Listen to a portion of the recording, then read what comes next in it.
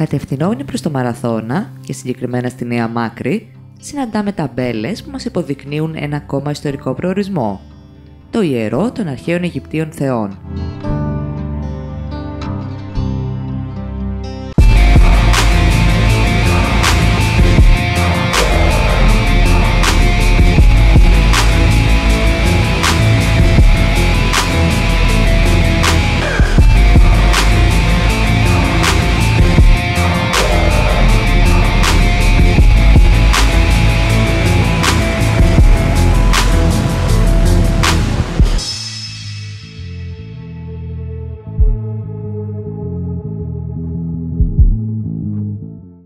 Λατρεία Αιγυπτιακών θεοτήτων στην Ελλάδα?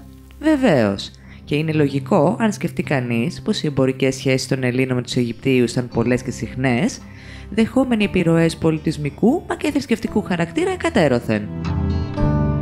Στο έλος Βρεξίζα, λοιπόν, στη νότια πλευρά του κάμπου του Μαραθώνα, οι ανασκαφές ανέδειξαν εκτεταμένο σύστημα ιερού, αφιερωμένο στους αρχαίους Αιγύπτιους θεούς, καθώς και πολυτελές βαλανίο, δηλαδή λουτρό, το οποίο αποδίδεται στον Ηρώδη τον Αττικό και η κατασκευή του υπολογίζεται περί το 160 μετά Χριστόν.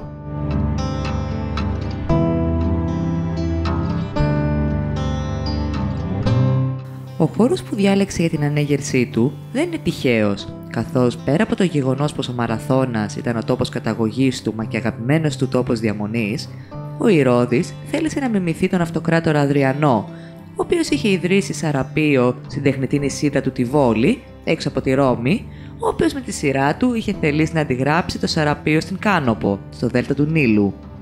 Έτσι, καταλαβαίνουν πως η επιλογή του συγκεκριμένου σημείου, που κατά το παρελθόν οι ξένοι περιηγητές ονόμαζαν τον νησί, είναι κάθε άλλο παρά τυχαία.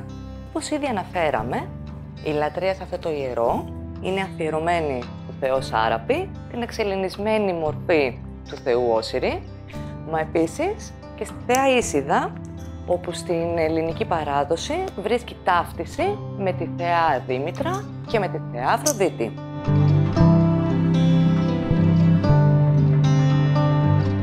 Αυτή η ταύτιση είναι εμφανής στις απεικονίσεις των ακαλμάτων, που παρόλο που η αιγυπτιακή τεχνοτροπία είναι οφθαλμοφανής, αν κοιτάξουμε πιο συγκεκριμένα τα χαρακτηριστικά π.χ.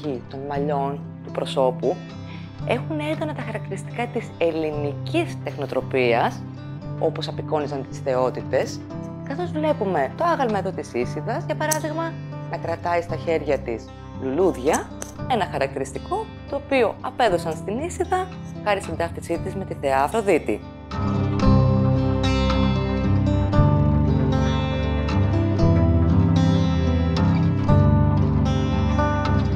Την ανασκαφή του χώρου, πέρα από τα τμήματα του ιερού, στο οποίο συνλατρεύονταν και ο γερακόμορφος όρος, βρίσκουμε τα ερείπια του βαλανίου, που εξυπηρετούσε τις ανάγκες των απαραίτητων καθαρμών των επισκεπτών του ιερού πριν τις λατρευτικές τελετουργίες.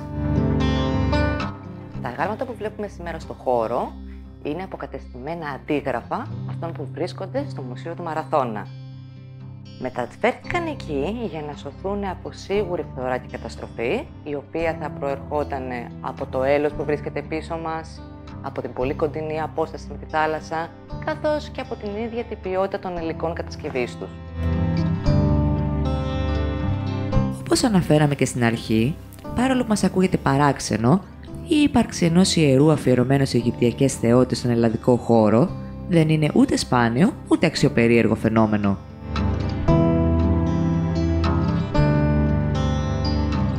Σύμφωνα με επιγραφικές αναφορές, η άσκηση αιγυπτιακών λατριών στη χώρα μας άρχισε περί το 333 π.Χ. με την ίδρυση ιερού της Ίσιδος στο Πειραιά, μα γνώρισε ιδιαίτερη διάδοση μετά την κατάκτηση της Αιγύπτου από τους Πτολεμαίους και διαδόθηκε ευρέως στον ελληνιστικό και αργότερα στον ελληνορωμαϊκό κόσμο.